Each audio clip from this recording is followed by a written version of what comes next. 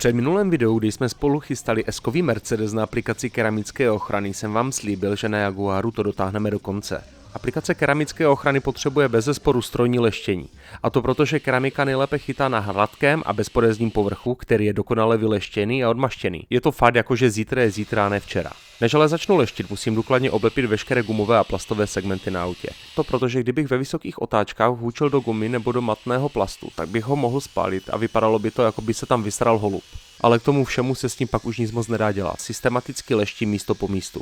Vždy vytřu pastu mikrovláknem a odmastím ipou, abych viděl, zda jsem odstranil vše, jak jsem chtěl. Většina lidí si myslí, že leštící pasty, kterou leštím, je třeba nagýchat na kotouč co nejvíce. Opak je ale pravdou. Ten správný účinek je vždy tehdy, když je zvolen správný pad, vhodná pasta a té pasty je tak akorát, a to jsou většinou na 125kovém padu 4 hráškové kuličky.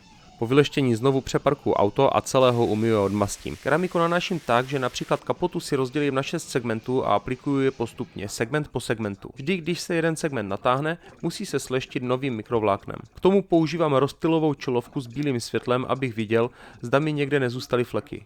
Až je auto hotové, nechám ho odpočívat v garáži do druhého dne, aby keramika pozvolna zvětrala a dobře zavadla.